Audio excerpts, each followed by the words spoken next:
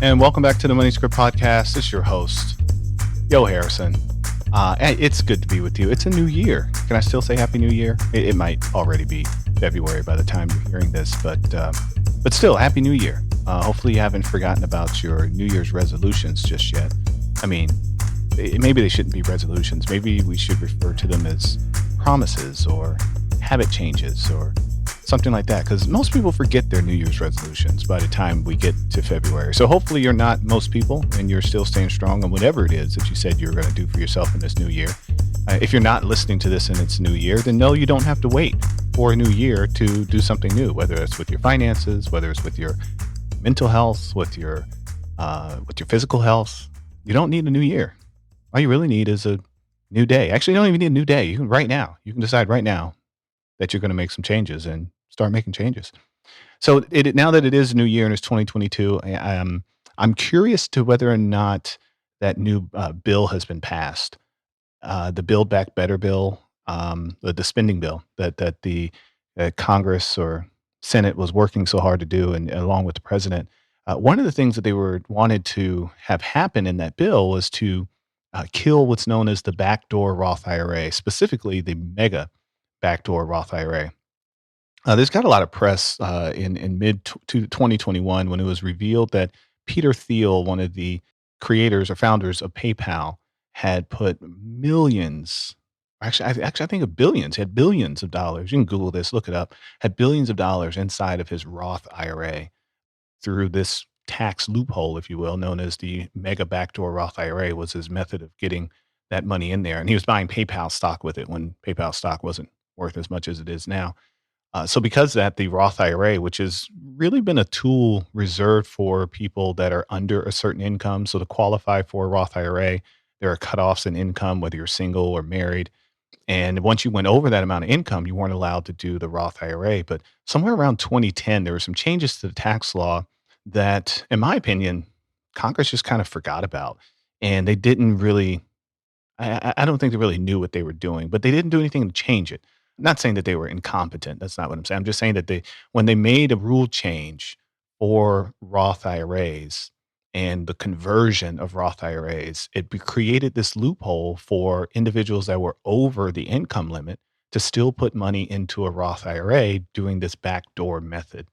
And there's some great articles that you can read about it on NerdWallet is a good place. They have a good article on it. But just Google backdoor Roth IRA. You can get all the details of it. But in a nutshell, if you were over the income limit, then you could put money into a traditional IRA, not deduct it on your taxes because you're over the deduction limit, and then turn around and convert that money into the Roth IRA. And voila, you put money into the Roth IRA through the back door. Now, there's some nuances on how to do it to make sure you don't get taxed on other IRAs, et cetera. But still, it turned out to be an incredible savings tools that I admit, I told every client about it that was over that income limit. I said, hey, if you can't put money directly into the Roth IRA, then absolutely go through the back door and get that money in there. And so we were actually scrambling before year end to try to get as much money, clients that wanted to participate, into these backdoor Roth IRAs. But then, thanks to Mr. Manchin of West Virginia, he decided not to vote for the Build Back Better plan, and it fell apart at the last minute. So as of January, backdoor Roth IRAs are still a thing that you can do. Well, at least I think they are as the time we're listening to this. Who knows? I might have to go back and put an update or a disclaimer on this because maybe that bill gets signed. But it is very likely that if a bill gets signed at the first of the year, that they will still allow backdoor Roth IRAs through the end of the year. It's rare that Congress and along with our Treasury Department and Internal Revenue Service will make a rule that's going to harm a lot of Americans and then make it retroactive. They don't typically do that. So experts think that if the bill gets signed next year, backdoor Roth IRAs will still be a thing for one final year. So first of all, if you don't know what a Roth IRA is, I absolutely recommend you look into that. It is a retirement account that lets you put money away on after-tax basis, get to take it out tax-free. There's, of course, some rules that you have to follow. Make sure you understand those. But it can be a great savings tool. So I encourage you to do a little research on that or, of course, ask a financial planner. So enough about current events, but that's something, it's important. It's something, if you miss out on it, you'll be sad years later, like, oh, why didn't I do that? Well, that's because you didn't hear this podcast, but you did. Now that you've heard it, you know that you may be eligible. So I encourage you, again, talk to your professionals, talk to your CPA, and see if that's something you should do. So today I have, oh, I just made a mess. Hold on one second. So today we have an incredible two guests. I have two guests today. I have Dr. She made me put the doctor on there. She said, no, that's doctor. I'm like, okay, you're right. It's Dr. Troya Ellis and future doctor, I think I should say it that way. Just go ahead and put it out there in the universe. Britney Foster. And together, Troya and Britney are founders of the Trajectory of Hope, which is an organization that is transforming educators and elevating Black joy. And as a person that loves education and a lover of Black joy, I am so happy to have the two of you on the show today. So, welcome, ladies. Thank you so much. It's a pleasure for us to be here. This is Dr. Troya speaking. And this is just Brittany speaking. It's definitely a joy and a pleasure to be a part of this and to experience and take part of Black excellence. Yes, indeed. Yes, indeed. Is it okay that Brittany, I'm putting it out there that you're going to get your doctorate one day? Oh, please put it out there in the universe, into the space. Okay. I will be. You will being be a doctorate at some point while I'm on this earth. There you go. I'm with you. I too, at some point while on this earth, I too will get a doctorate as well. There it is. So then I'm just going to change my name to Dr. Money. I'm with it. I'm with it. That's it. That is it. That is it. Well, let's start with just the Trajectory of Hope. Tell me, how did you, where did it come from? What was why does Trajectory of Hope exist? We exist simply based on our experiences. This is Dr. Troya speaking. I was trained as a school psychologist and worked in schools in South Central LA primarily, and constantly was up against the stereotypical odds where Black students, primarily males at the time, were constantly being sent out of the class, suspended, and expelled at rates way greater than the population of enrollment for them. And I wanted and desired and felt like I was designed on this earth to be a catalyst of change. And Brittany, future Dr. Britney Foster, was working on this school site with me, and in her own designated role had similar experiences. And we were in a place of conferring and unpacking, and the constant dialogue we always had, being two Black women on this campus that were in roles that required certain levels of education. And we wanted to do something different. And it was the spring of 2016, and we were in Boston as Brittany was actually getting ready to transition for her stint to pursue another master's degree in divinity from Harvard University, where we sat in a woman who we affectionately call Auntie Alice's house and said, let's start a consulting business. Let's take a leap, because we know we have something to offer that many folks are missing in the space of education that can contribute to elevating joy while also supporting educators to do things different and better in ways that they currently aren't able to just because of lack of knowledge. And that spring of 2016, we thought about what should we call this? What is this thing that we want to do? And 2016, I was in my last year of my doctoral program, writing my dissertation, trying to come up with what I wanted to focus on. And a spinoff from my dissertation, a spinoff from our experience, resulted in us coming with, we want to see a shift, a trajectory that's not moving downward, but a trajectory that is moving upward. And that's how Trajectory of Hope was birthed. Beautiful. Tell me about the problem. Let's give some specifics, because not everybody that of our listeners really understand the experience or the problem that Trajectory of Hope is solving. So can you give us some examples, some of those personal examples? Yes, this is Brittany speaking. So, what Dr. Troya shared earlier, we were both working on a school site. Troya was the school psychologist, and school psychologist meaning that she was going and testing students and checking their eligibility to see if they needed additional supports in school. And I also was the school social worker, and then transitioned to the dean of the school, dealing with culture and climate of the school, or in summary, behavioral issues at the school site. And one of the things that we found being in LA, Los Angeles, South Central, the school site that we were at, it was about 90% Latino or Latinx and 10% Black. And the Black students, specifically the Black males, the Black boys, were sent out of the classroom and suspended and even expelled at a higher rate than anyone else at the school site. And as the dean of the school, I found myself being a part of that problem and suspending students. And I remember, I think for me, the final straw for me and feeling like I am a huge part of this problem was when I supported, or not, I didn't support, but I suspended a first grade boy for throwing beanbags at a little girl.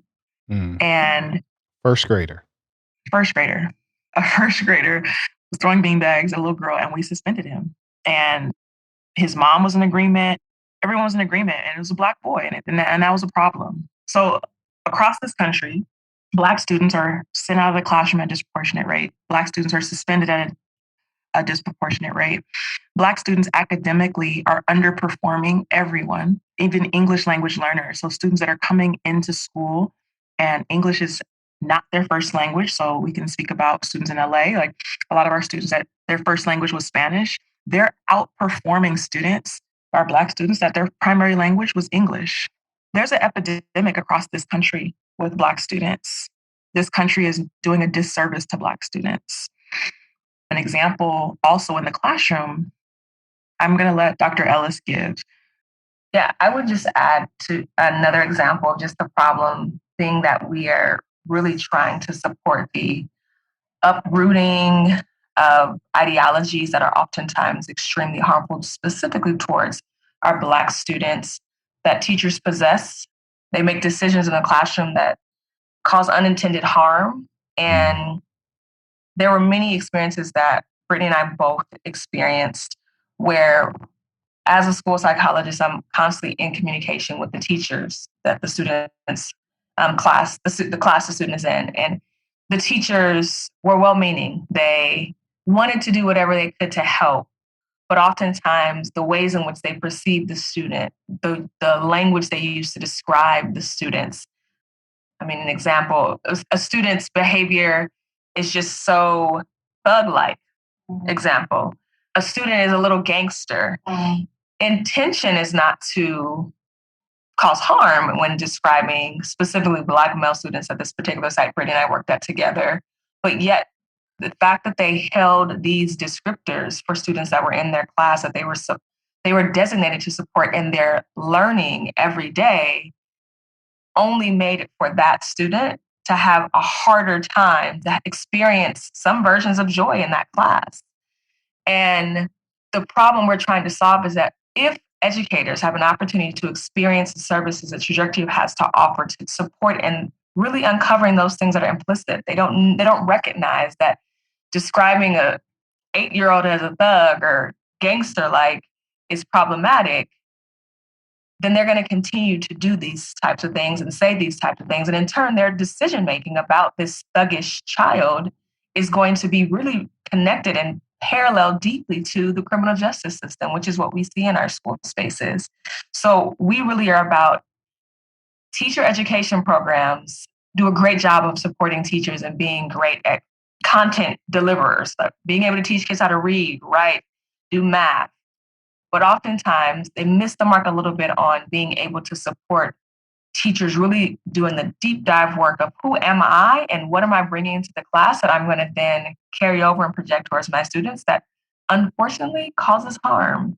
And we want to do the work of, you went through your program, you're a great teacher, you've advanced many students, but let's now do the work of really uncovering those things that time and time again cause our Black girls and our Black boys to leave school feeling like I don't belong because I'm not X or Y. And really supporting and Black students going to schools, feeling affirmed in their identity, feeling affirmed in all that they are coming with their assets, and teachers, educators also being able to be in the school space and see the student, not as they see things in media, not as they saw them based on their parents or guardians' upbringing and conversations about what Black students are, but really about being able to be fully seen Black students in their classrooms because these teachers have done their work to really sit and ground themselves on the beauty and the strength and the resilience of Black students though we are so removed, though Black students are so removed from historic slavery, et cetera, there's still such a great impact in being able to be a part of the change. Teachers, no matter the ethnic background, too, right? Because this is not just about like, we got to save all the white teachers. This is about educators as a whole, because even if we talk about ourselves, other Black educators, we too are indoctrinated into the ideology of what makes America great. I mean, that's unique. Using that language. This is a children's episode. We did not use that kind of language at all. Now I got to put the explicit thing on here, but that's okay. I've done that a time or two. So I gotta jump in here for a second because you had me at thugs and gangsters, and everything that you were saying to me just made me think about my son being a young Black male and some of the experiences that we had in the Long Beach school district where he was getting those labels. I don't remember anyone saying gangster, but he did get the thuggish behavior because of some altercation that was going on between him and another kid. But somehow the other kid didn't get that label, Mm-hmm. and he was Hispanic, and I was like, Mm-hmm. I mean, this is Long Beach. There's just as many Hispanic Mm-hmm. gangsters as there are Black gangsters, but somehow my son is the one labeled as the thug. And it was just incredible to me to hear that sort of languaging with a child. I mean, I think he was 9 at the time. I'm like, Mm-hmm. at 9 years old to just as what's that movie? Don't You Put That on Me, Ricky Bobby? The same idea is like, why would you put that on a child? Like, why would you even put that label on a child at that young of an age, really for just what I would call childlike behavior. Children are going to pick, they're going to tease. I mean, my 4-year-old, her and her friend, they both pick and tease each other Mm-hmm. as a part of them having fun. And yes, sometimes they piss each other off as a part Mm-hmm. of them having fun. I mean, the kid that threw the bean bags, we had a situation with my son. What did he do? And what he did was, I'm put his business out in the street now. What he did was bad. At the end of the day, it was. I was like, okay, son, that was a little over the edge, but he had been tormented and bullied by a predominantly white class for a Mm-hmm. long time and was constantly getting put out of the class, constantly getting put into the corner and things of that nature. Mm-hmm. He was labeled as lazy. I was like, no, he's bored, but that's another Mm-hmm. story. But Mhm. one day he decided he was going to get one of these individuals back and convince them to climb into the little ball shed Mhm. that they had, and then he sat on top of it. To this child was hyperventilating when they pulled her out. It was a girl too. It was so sad. But it was the same young lady that he had been, or a young girl that he'd been complaining about Mhm. for a long time, but yet he then got late. He was the one that's getting suspended. Yep. And I'm like, well, we've been talking about the issues he's had with his child for months. Yep. And you didn't handle it well, so now we have to deal with the suspension. So everything you're sharing resonates very well. I want to talk about the training a bit. I mean, can you share a little bit about how you actually engage with how you teach the teachers to operate in this environment? So this is Brittany speaking. So some of the work that Trajectory of Hope does is we provide these innovative affinity spaces. And as I said, Troya's foundation is a school psychologist. My foundation is a social work. And so we're really doing this inner work. And we take a very holistic and therapeutic approach in bringing educators together to unearth and unpack their previously lived experiences. So, for example, when we have educators together, usually about 6 to 8 educators from a school site, we're going to ask questions such as, how are you educated as a child? What type of school did you go to as a child? Did you go to a predominantly white school? Did you go to a racially diverse school? Did you experience, was this a socially disadvantaged school? Were a lot of students on free and reduced lunch? How were students disciplined at your school site? Were you disciplined at your school site? Think about the students that were disciplined a lot at your school site. What did they look like? What did they sound like? Where did you go to school in the country or in the world? So just kind of first starting to just have educators go back to their original place of origin, that inner child work, that just where did you come from type work. And then we take an approach and we utilize a protocol and a curriculum that then guides them to the present. And in the present, then we start to draw parallels or connections. For example, we had a white educator who was raised in the South. She's currently like in her 60s. And she spoke about growing up, and she was a first part of the first generation that was going to desegregated schools in Texas. And speaking about driving to school and witnessing the KKK and speaking about the privileges that she carried because she was not harassed by the KKK. And to be in an affinity space in Los Angeles where the KKK is very mystical, it doesn't feel like it's real. But to hear someone speak about the realness of the KKK and the privileges that she carries, and then having those conversations and then thinking about, so how do your actions potentially impact Black students? Because what if this situation was different and she had family members that were part of the KKK, and just sitting with those truths and what were dinner table conversations about Black students at your household, and how might those conversations then impact the way that you are disciplining Black students? So that is just a snippet of some of the work that we're doing with educators in our affinity spaces. We also do book studies, and we love to highlight Black female authors, but we're all about any type of work that's really about decolonizing and systemic racism in this country, specifically within the field of education. But we highlight authors, and we will take whole school staffs and take them through book studies, and we incorporate holistic therapeutic approaches embedded in our book study practices. And then we also have another service that we do for Black families.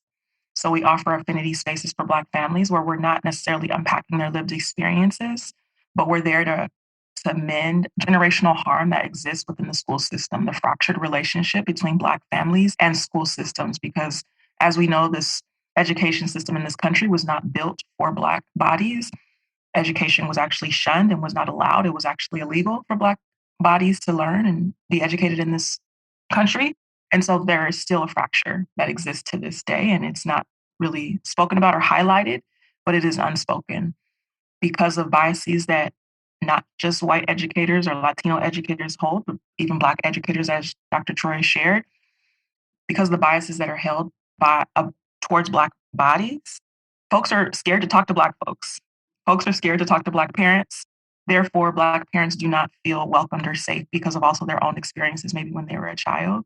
So we provide Black parent affinity spaces for Black families to come to the school campus, or right now with virtual learning, virtual spaces, to just be and just exist, where we provide a meal or we provide gift cards, and we allow Black families to experience healing, experience joy, and experience acceptance, safety, and belonging at a school site paid for by the school. Thank you. Thank you. Thank you for this work that the two of you are doing and elevating this conversation. As I mentioned earlier, as a Black parent, I now have a daughter that'll be entering elementary next year. Her school will be about 50-50, but the teacher population is not 50-50. Teacher population is about 80% Caucasian and 20% Black. So that's also an experience that some of us as Black individuals, we didn't even get to experience having Black teachers until high school. My son is one of them. He had a Black principal once, but he didn't even have a Black teacher till he was in high school. And it wasn't until he said something out loud, I was like, oh, wow, that's interesting, son. So again, thank you for creating these spaces and elevating this conversation. And there's some duplication of some of the concerns that you brought up with how the education system wasn't built for Black bodies. Similarly, the financial institutions weren't built for us either. There was one bank that was created for us shortly after slavery ended, after the Civil War. People that were running that bank ran off with everyone's money. It was so bad that it was even said by scholars that an extra few years of slavery wouldn't have set us back as much as us losing the access to the money that we put into the bank that was swindled away by bad investments. And that caused a lot of Black people to not have faith in the financial system. My father was one of them. He didn't believe in putting money in his retirement plan because he was scared that the man would take it from him. And the same with the bank. He didn't like keeping money in the bank because he was scared that the man would take it from him. And for those of you that don't know the man reference, he was referring to a white person. So again, in the education system, my father also one that didn't finish high school. I think the highest he went was 7th or 8th grade. eventually got his GED, but still, that's again the similarities there in these two institutions are something that we're both trying to break. So I again thank you for the work you're doing in education. I'll continue to do this work in financial literacy and education because those things will continue to cross over. Because I believe that school systems get to teach our children more about how money works in this world. So speaking of how money works in this world, something we'd like to ask all of our guests to share is your first memory of money. So, Dr. Troya, we'll let you go first. What is your first, or what was, or is your first memory of money? So my first memories of money were saving coins.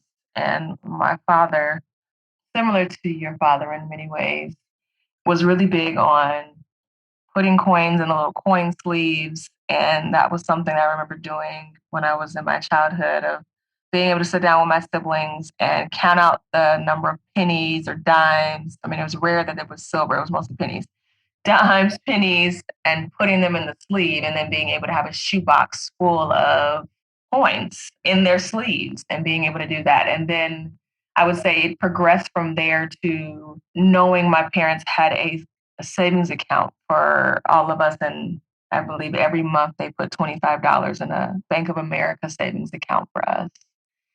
And from there, it was us being able to earn money for our performance in school, our grades, and all of that pretty much kind of landing me at the place of my way of thinking about money was that you save it.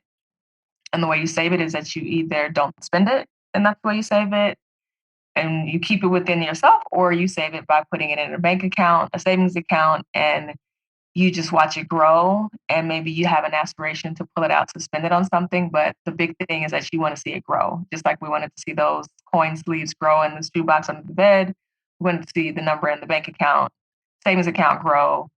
And that definitely was the way I existed for a good portion of my life, that I was not a spender, I was a saver. And that was very reflective of my father's kind of introduction to money for me. Beautiful, beautiful. And how about you, Brittany? So I was not raised to be a saver. My dad is a CPA, he's an accountant. And I think that I was raised around numbers, and my dad always talking about quarter end and month end, and but I was also raised very privileged. So my parents had money, and I never wanted for anything. So I think that because of that, I became just very curious about money and wanting money. And so I think about one story. We were at one of my dad's clients' home for a holiday party, and it was in I can never think of the neighborhood, but it's kind of like Cheviot Hills, but it's not Cheviot Hills. It starts with an H. Can't think of it. It's a nice neighborhood, and I remember being in the home. We were in the pool house, and we were getting ready to leave, and my mom was commenting on how nice the home was, and I was curious how much the home cost. And everyone laughed. My mom was like, Brittany, that's not an appropriate question. And so that was it. But I think that I was always curious about money and what does it take to make a lot of money. But I was never really taught how to keep money. I was just always, what's the word? I was always saved. So I remember in college getting my first account, writing a check and it bouncing. And I'm like, oh my gosh, what is this? And my mom's like, oh, Britt, it's okay. And then putting money back in my account. And so I think just coming from this space of even if you don't have it, somehow you will always be okay. And so now that I work with you, Johans, I feel like I'm unlearning and relearning healthier spending habits. And I think just also do my own just work of just really desiring to learn the power of money. I think about how much I wish would have known, like thinking about Troya's parents putting money into a savings account versus like if they would have been able to put that money into an investment account for Troy and her siblings, or what if my parents would have just had conversations because my dad has been in the stock market my whole life and just kind of sitting and teaching me about the power of that. I wish I would have known that. There's a lot of things I wish I would have known about money for sure. I'm grateful that I'm at this space now where I desire to learn it. And I think that a lot of this also comes to just our historical relationship as Black women and just Black people, just historical relationship with money.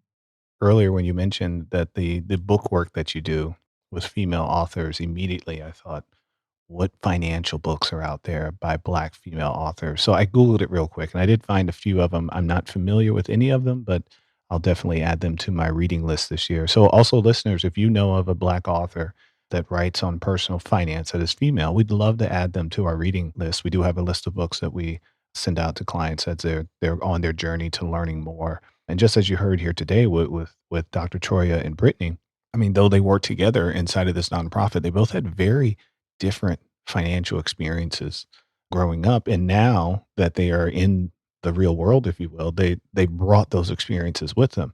So those experiences that you have had, listeners, as a child, as a teenager, those typically will impress upon you for many, many years of your adulthood when it comes to how you make your financial decisions. So I do encourage you all to be, as Brittany was sharing, just to be very eager to learn about how you can do better with your finances. Be eager to learn about what is a Roth IRA. Does a Roth IRA work for me? Is it something I should be thinking about? Or for those of you that have a Roth 401k through work, or even better, the mega backdoor Roth. Yeah, I just hit you with a new term there. Mega backdoor Roth. That's something that's available for certain 401ks. That's something you want to check with your employer and see if that's something that makes sense to you because it might go away. It might go away. The Roth IRA itself, we don't think it's going away anytime soon, but the ability to get money into it if you're just over that income limit, you might want to take advantage of that. So tell us, Dr. Troya and Brittany, what are some projects that are coming up that Trajectory of Hope is working on, or how can our listeners support Trajectory of Hope going forward? Yeah, so this is Brittany speaking. So we're very excited. We are currently we have about 3 contracts in Lawndale Elementary School District, and we have a contract with a school in Boston, Excel Charter Academy. We're doing work nationwide and with the desire to also tap into some global work and do some international work with schools across the world. We also are in the works of securing a grant with Yale Center for Emotional Intelligence in partnership with the Chan Zuckerberg Institute, CZI, to do some fun work with the Social Emotional Digital Toolkit produced by Yale's Center for Emotional Intelligence and being able to utilize that to kind of check in on the emotional well-being of educators and students. And what we're most excited about is being able to see how Black students are experiencing school throughout the day and throughout the weeks and during the school year, and seeing how Trajectory of Hope's work can then impact their experience of safety and well-being. That's probably what we're most excited about, and also just continuing to grow the work to be able to shift the experience of joy in school for Black students. Yeah, and I would just add ways in which we could utilize support is, I mean, our clients are school districts primarily right now, or charter organizations. So, folks that know places where schools that their kids go to, nieces, nephews, godkids go to, and they see some of the problems or parallels to the problems in their kids or kids' schools that they know, reaching out, our website being trajectoryofhope.org. We have a spot there where you can put in your information and we can, communicate directly with them to be able to make that first initial connection to that principal or that school administrator, superintendent, so that we can, explore the possibility of doing this work in other places and spaces as well, because we definitely believe that the work we're doing is not just simply providing professional development, which we know, educators get a lot of that. And oftentimes it kind of falls flat, but we really believe that the work we're doing is ongoing self work that can have a lasting impact. And we really would love to partner with other schools and spaces that know that it's necessary and are willing to invest in seeing this thing through. Indeed. So you heard that educators, teachers, administrators, school district employees, if you feel that this level of work can help uplift or bring more joy to the students at your school, please reach out to trajectoryofhope.org. Like she said, right at the bottom of the screen, you can just type in your information. I'm sure either Dr. Troya or Brittany will be in touch with you shortly thereafter. And I want to thank both of you for joining us on the Money Script podcast. Thank you for holding a space for our children. We all know the song that we believe the children are our future, and there's no two ways about it. They are. So what we shape, the world we shape for them as youth will dictate the world they shape for us when we're a little bit older. So with that, thank you both, and we hope to see you again soon on the Money Script podcast. We'd love to have you back. And remember, you can listen to the Money Script podcast on every platform. So if you're here, wherever you're hearing it now, of course, go back, download some of our other episodes. Of course, if you're on Apple, please give us a little thumbs up and tell us what you loved about this episode. Tell us who else you want to hear about. And also, please tell us about those Black authors. Are you a Black author, female author, writing about money? Tell us about it. We want to have you on the show. Until next time. Thanks for joining us on the Money Script podcast. Be sure to check out our other episodes, subscribe, follow, and give us 5 stars. Continue to send your financial questions on Twitter or Instagram at the Money Script. Go to moneyscriptwealth.com and schedule your complimentary consultation to discuss your specific goals and concerns.